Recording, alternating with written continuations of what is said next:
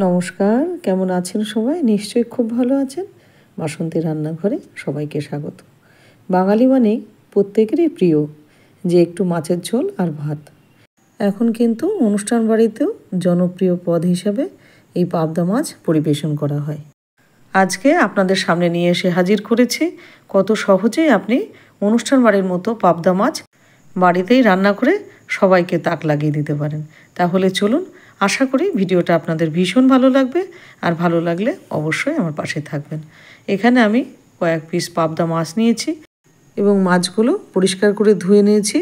এবার যেটা করব হলো, পাবদা মাছের একটা নিজস্ব একটা গন্ধ থাকে, একটু যদি লেবু মাখিয়ে রাখেন তাহলে সেই গন্ধটা কিন্তু চলে যাবে।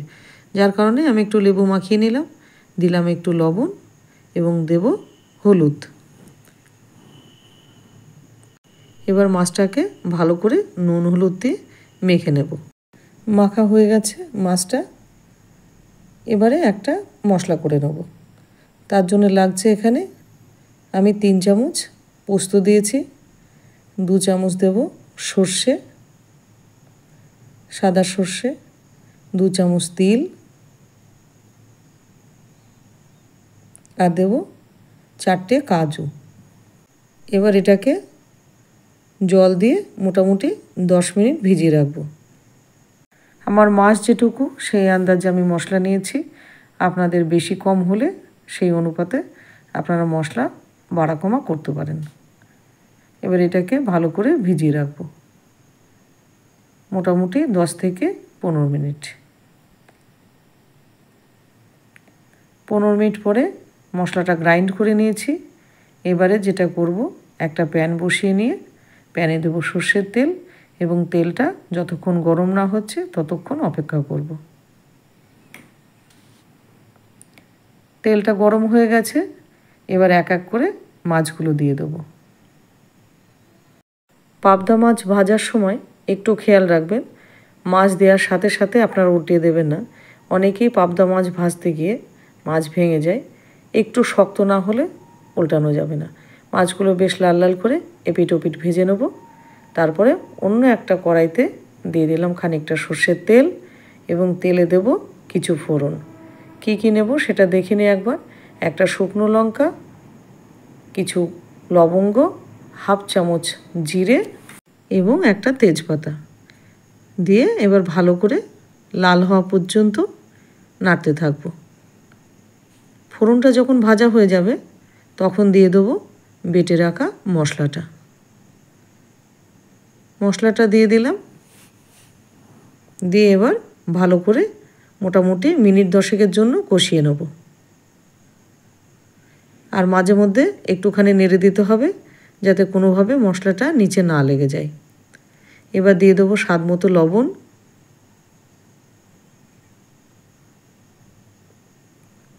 দিয়ে দেবো একটু হলুদ। আমি এখানে একদম অল্প হলুদ ব্যবহার করেছি। অনুষ্ঠান বাড়িতে দেখবেন পাবদা মাছে কিন্তু বেশি হলুদ ব্যবহার করে না। এবার ভালো করে হলুদটাকে মিশিয়ে নেব, দিয়ে আবার 5 মিনিট কষিয়ে নেব। আর মাঝে মধ্যে একটুখানি নাড়তে হবে যাতে নিচে না লেগে যায়। দেব হাফ চামচের কম একটুখানি কাশ্মীরি গুঁড়ো মির্চ রঙের জন্য, বেশি দেব না। দেব হাফ চামচ জিরের গুঁড়ো, দিয়ে আবার ভালো করে এটা নেড়ে দেবো। পাবদা মাছ একবার এইভাবে রান্না করবেন, খুব ভালো হয় খেতে। এবার মশলাটা দিয়ে ভালো করে আবার কষিয়ে নিলাম। এবার দিয়ে দেবো মটরশুঁটিগুলো, না হলে সেদ্ধ হবে না। মটরশুঁটিগুলো দিয়ে দিলাম,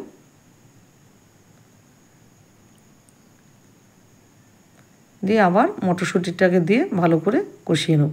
কড়াইতে মশলাটা হালকা হালকা লেগে যাচ্ছে, এই জন্যে দেবো একটুখানি জল, যাতে কোনোভাবে মশলাটা না পুড়ে যায় সেদিকে খেয়াল রাখতে হবে। জল দিয়ে আবার মোটামুটি 5 থেকে 7 মিনিট মশলাটাকে কষিয়ে নেব। আস্তে আস্তে তেলটা সেপারেট হচ্ছে।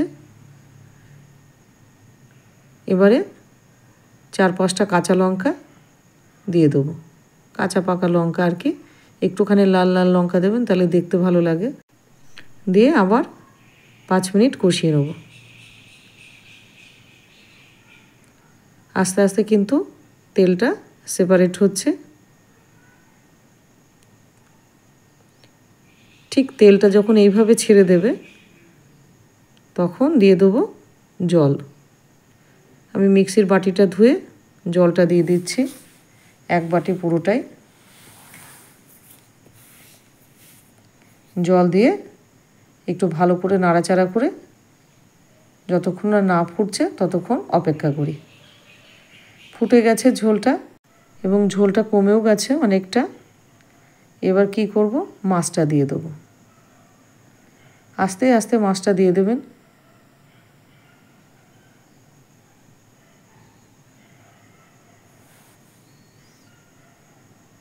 মাছটা দেওয়া হয়ে গেছে।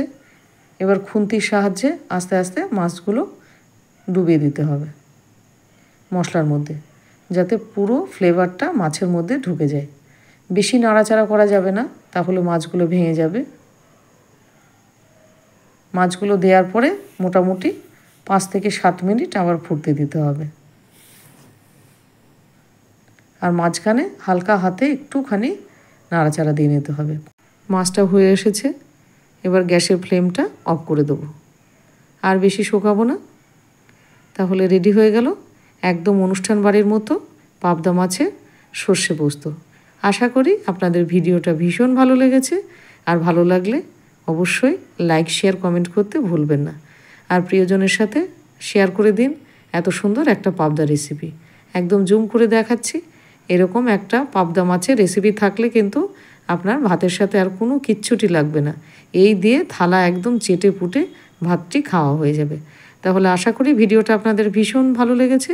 আর ভালো লাগলে অবশ্যই আমার পাশে থাকুন আর ভিজিট করুন বাসন্তী রান্নাঘর।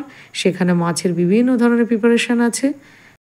আর বাসন্তী রান্নাঘরের সমস্ত আপডেট পেতে এখনই নোটিফিকেশান বেলটা অন করে রাখুন।